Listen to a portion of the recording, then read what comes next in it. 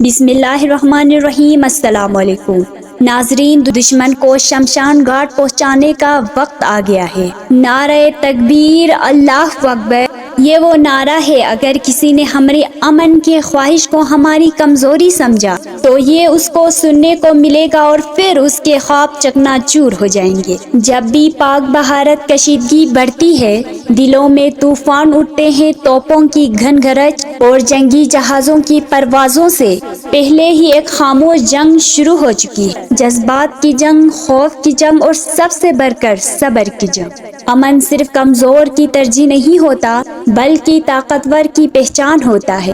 ہم نے کبھی پہل نہیں کی، لیکن جب بھی کسی دشمن نے ہمارے صبر کو للکارا، ہم نے جواب بھی ایسا دیا کہ تاریخ گواہ بن گئی۔ جنگیں صرف ٹینکوں اور جہازوں سے نہیں جیتی جا سکتی، وہ جیتی جاتی ہے اس جذبے سے جو وطن کے لیے جان دینے کا جذبہ رکھتا ہے۔ ہمارا سپاہی برفیلے پہاڑوں پر ہو یا تپتی ریت میں، اس کی آنکھوں میں صرف ایک عکس ہوتا ہے، وہ ہے وطن کا پرچم۔ اس کی نیندیں، اس کے خواب، اس کی زندگی، سب کچھ پاکستان کے نام ہوتا ہے۔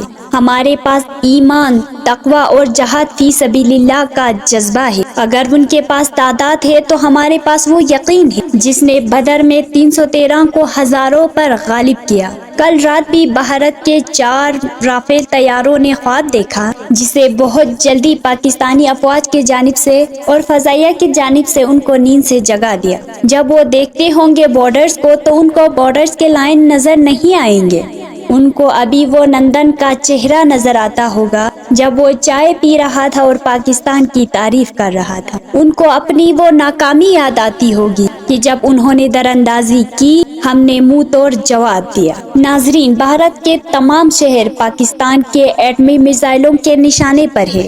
سیاچین سے بحیرہ عرب تک پاک فوج دفاع وطن کے لیے تیار۔ بھارت کا جنگی جنوب، پاکستانی مسلح آباد اور قوم کا دیندان شکن جواب تیار۔ وہ لمحہ جب بھارت کو پاکستان کے خلاف سکی کا سامنا کرنا پڑا، آج کی اس ویڈیو میں آپ کو وہ بھی بتا دیں گے۔ ناظرین، بھارت کے جانب سے پہلگام ہنگامے کے بعد دونوں ملکوں کے درمیان کشیدگی میں اضافہ ہوا اور ایسے میں جنگ کی صورت میں جواہری ہتھیاروں کا استعمال انکام ظاہر کیا گیا ہے اور یہ بھارت کی جانب سے زیادہ کہا گیا ہے، لیکن پاکستان ان صلاحیتوں میں کسی سے بھی کم نہیں۔ رپورٹ کے مطابق پاکستان کے پاس اس وقت 170 ایٹمی میزائل ہے۔ پاکستان کے پاس جواہری ہتھیار داغنے کی صلاحیت رکھنے والا F-16 اور معراج طیارے موجود ہیں، جن کی رینج 2100 کلومیٹر تک ہے، جبکہ 8 اقسام کے بیلسٹک میزائل ہیں جن کی رینج 2750 کلومیٹر ہے۔ اگر دونوں ممالک کے درمیان جنگ ہوتی ہے تو اس تباہ کن صلاحیت کے ساتھ کہ پاکستان بھارت کے تمام شہروں کو بآسانی اپنے میزائلوں سے نشانہ بنا سکتا ہے۔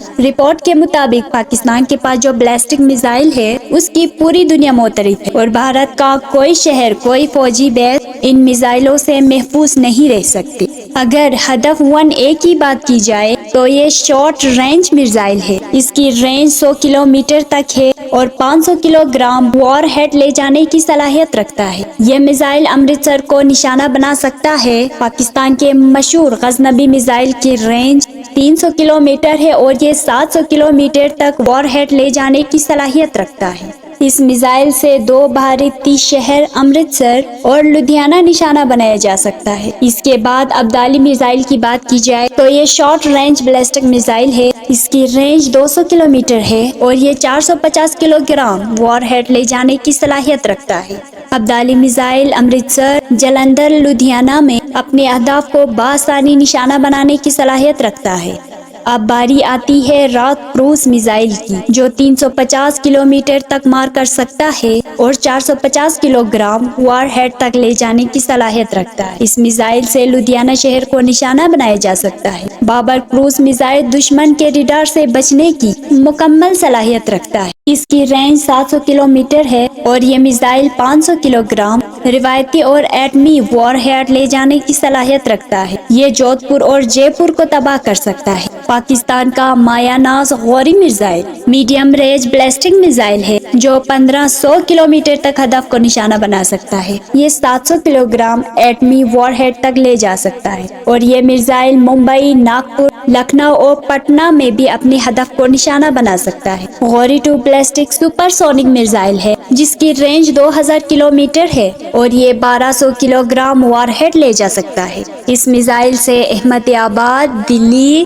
امرتسر، کلکتہ، ممبئی، بہار اور کنیا کمار کو نشانہ بنا سکتا ہے۔ خفیہ ٹی وی کو سبسکرائب کریں، بیل آئیکن کو دبائیں تاکہ جو آنے والی نیو اپڈیٹ ہے وہ آپ تک پہنچ سکے۔ شکریہ۔